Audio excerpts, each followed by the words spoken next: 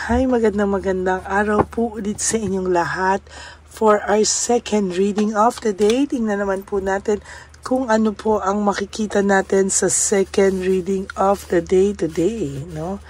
Tingnan po natin kung ano po ang makikita natin sa ating second reading of the day.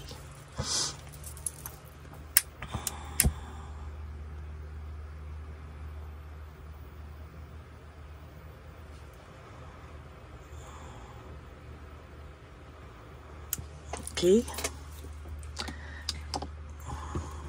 I hope na napanood nyo na po ang first reading of the day at ang ating insenso, no? Yan po ay aking dinasalan ulit o mineditatean bago ko po i-upload ulit, no? Para po sa connection nyo, no? Sana po ay maghamit nyo yan. Mararamdaman nyo po yung pag tinitigan nyo po yan, kailangan po very focus kayo dyan, mag-isa kayo sa kwarto at talagang mararamdaman nyo po yung kilabot, no? Kapag sineryoso nyo po yan.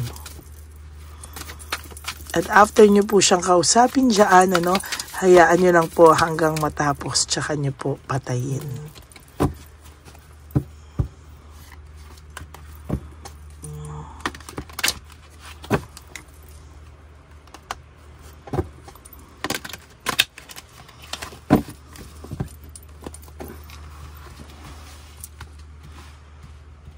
Okay. 1, 2, 3, 4, 5, 6, 7, 8, 9, and 10.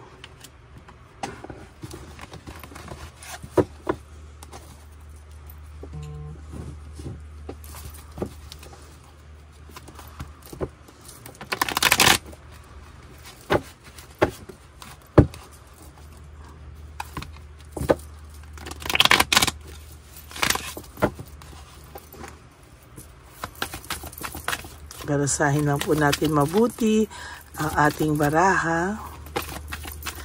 Huwag niyo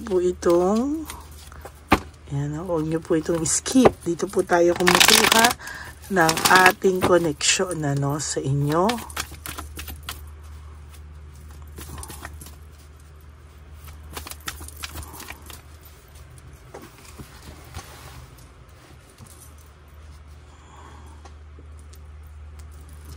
Okay, 1, 2, 3, 4, 5, 6, 7, 8, 9, and 10.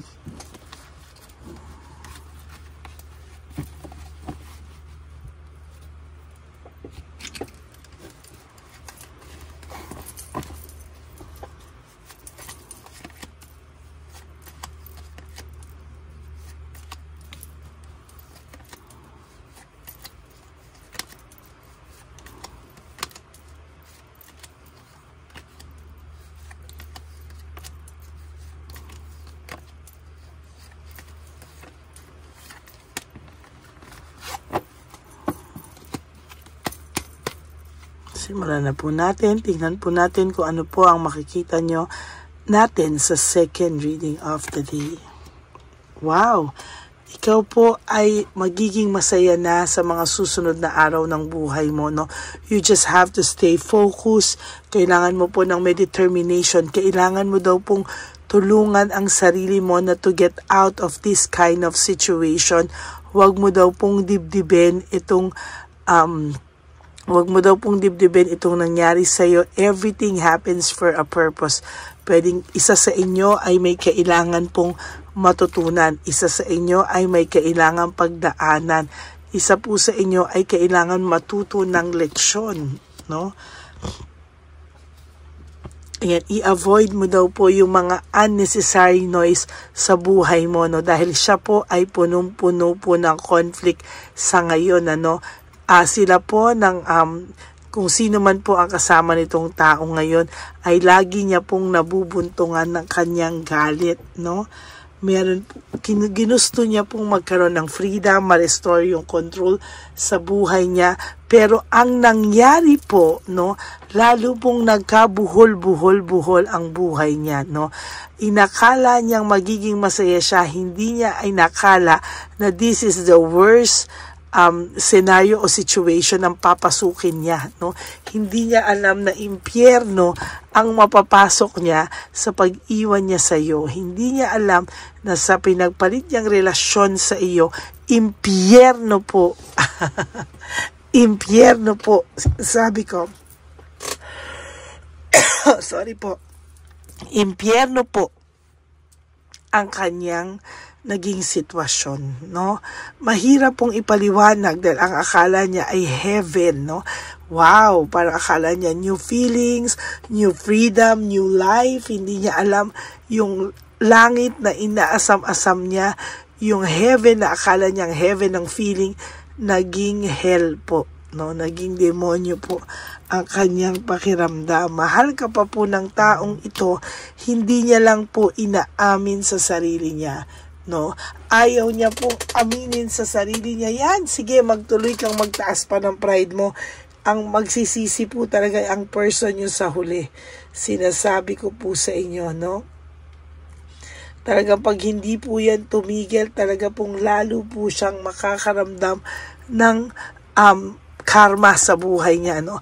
Hanggang hindi niya inaayos at pinagtatapat sa iyo kung ano yung kamalian niya at patuloy kanyang sisirain, patuloy kanyang gagawing siya yung biktima, ikaw yung nang-ape, no? Patuloy po siyang mawawalan ng saysay sa buhay niya. Sinasabi ko po yan, I tell you, no?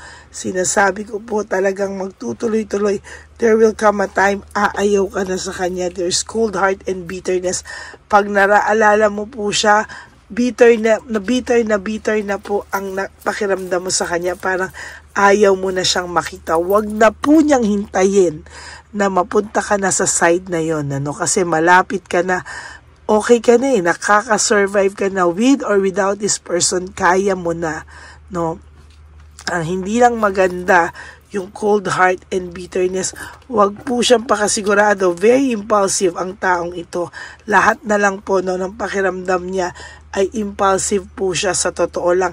Lahat po, no, kinakaya niya po ng, ayan, no, hindi niya po kinakaya sa totoo lang. Talagang, nahihirapan po ang person na ito na aminin sa kanya na nagkamali siya sa mga desisyon niya. Yan, no? Yan ang talagang mali ang desisyon mo. Aminin mo na, no? Kasi hanggang hindi niya po inaamin sa iyo, I tell you, mabigat po ang pakiramdam niya. Araw-araw po na ginawa ng Diyos, mabigat ang pakiramdam niya. Lack of purpose, dinadivert niya lang po sa kung saan-saan. Pero I tell you, no, hindi po siya masaya. No, huwag ka pong maniwala.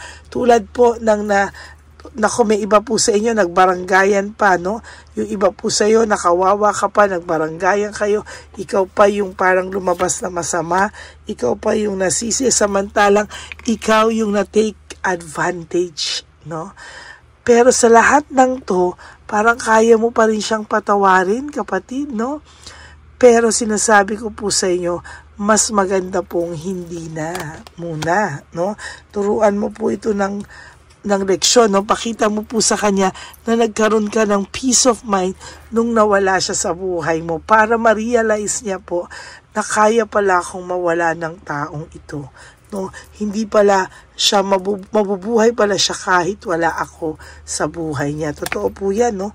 Yan po, ngayon siya po yung nawalan ng direksyon. Very unpredictable po ang mangyayari sa buhay niya. He's just going with the flow, no? Talaga pong hinahanap-hanap niya po yung inyong saya dati, no?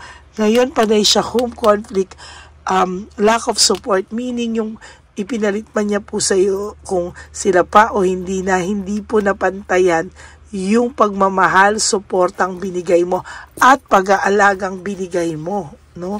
Talaga pong niloko niya lang po pati ang sarili niya, no? Niloko niya lang po at pinaasa ang sarili niya na makakahanap siya ng higit sa pagmamahal na binigay mo. Well, in fact, hindi niya po nakuha. Hindi niya po nahanap. Ayan, buti nga sa'yo, no?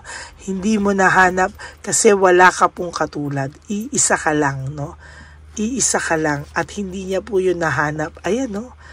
The tower. Kanina nabunot ko rin ng tower sa first reading. Sa nakikita ko, very, very distracted ang person na ito, no? Talagang distracted siya at talagang sa nakikita ko, lalo pa siyang magiging malungkot at talagang sunod-sunod po ang magiging karma nito. Oh. Confusion, brutality, and chaos. Ang daming brutal na nangyayari sa kanya ngayon. Hindi niya po alam pero panay brutality na lang ang nangyayari sa kanya. Isa na dito ang lack of resources. Very unstable. Lack of resources, lack of unstable financially, mentally, and mentally, and emotional. Very unstable siya. Hindi niya po malaman ano ba ang makakapagpasaya sa kanya, ano daw ba yung pwedeng maging happy siya. Wala po siyang maisagot sa sarili niya, no? To tell you honestly, no? Wala po siyang lack of direction, no direction, lack of direction. Talagang wala po akong nakikitang direksyon sa taong ito as of this very moment. Siya po ang gumawa niyan sa sarili niya, self-victimization and entrapment, no? Siya po ang nagsakit sa sarili niya. Tandaan niyo po ito ha. Siya po ang gumawa ng ikakasira niyong dalawa. Siya po ang gumawa ng ikakasira ng buhay niya. At siya po ang nagtrap sa sarili niyang kapahamakan. No? Yan po ang nakikita ko. And one more thing, wala pa pong closure itong taong ito, no? Very incomplete. Wala pa, hindi niya po alam kung ano na, basta wala pa po siyang closure, no? Talagang, ang last card niyo po is all about emptiness and emotional loss. Sinasabi ko po sa inyo, wala pa po itong closure, no? At talagang sinasabi ko sa inyo, sa mga susunod na araw, ay may mga mababalitaan kayo tungkol sa tao na to at mapapatunayan niyo po na yung sinasabi niya, happiness niya, etc., ay pagpe-pretend lamang at hindi po totoo. Wala pong katotohanan ang mga bagay-bagay na yan. Okay? So that's it for your second reading of the day. I hope na naka-resonate po kayo, and if you do, can you please give me a like and comment down below para alam ko naman po kung ano naman po ang inyong mga saloobin. And for those of you who would like to have a private reading with me, you can message me po at Ladyly Elena, that's Ladyly Elena. Nasa dulo po yan ng ating video. Diyan nyo lang po ako makokontak. That is my official and only legit FB account. Ayan. And para naman po sa gusto mag-donate for super thanks, then for our One Love a Day Christmas edition, for our dear lolos and lolas,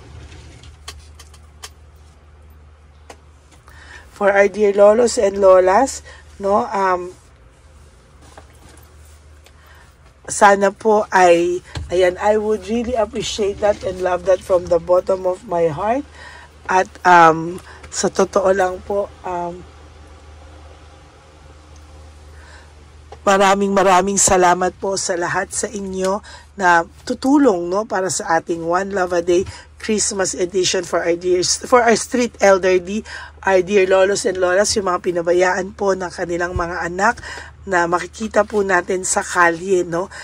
During our last One Love a Day, nakita ko po na may nagbubungkal sa basurahan, makahanap lang ng pagkain, ano? Yan po yung mga target natin, yung gusto po nating matulungan. Talaga pong maghahanap po tayo niyan sa kalye at hihingi tayo ng guidance, no, kung saan natin sila makikita at matatagpuan. Okay, maraming salamat po sa inyong lahat. God bless you all. And to all my ever loyal, solid, and faithful Lady Elena family, maraming salamat po sa inyong lahat. And of course, ang lagi ko pong payo sa inyo is just to live one day at a time. Kalimutan nyo muna po ang mga okasyon na parating sa inyo. Just focus on today. You do 3 things that will make you happy for today. And Prioritize yourself and tomorrow is another day. Yan. Pasensya na po may sipon pa po ako talaga kaya hindi ko maiwasang bumahing, umubo, pasensya na po. And of course, no, you have to realize that life is too short. Don't make it shorter by stressing yourself from all the pains and heartaches na binigay sa inyo na kahapon. Just surrender everything to the divine universe and just let go and let God write your life and love story. Ako po ay magbabalik for our third reading for tonight. No, mamayang gabi na po yan. But sana po ay napanood nyo na po yung first reading at yung ating insenso na mineditate ko po bago ko po nilabas ulit. And then this second reading para naman po maging happy kayo today. Ako po ay nagbababawi sa inyong lahat dahil ako po ay medyo nakulangan sa mga readings ko nung ako ay nasa bakasyon sa aking pamilya. Okay? Maraming salamat po sa inyo and God bless you all. Bye! I love you all po.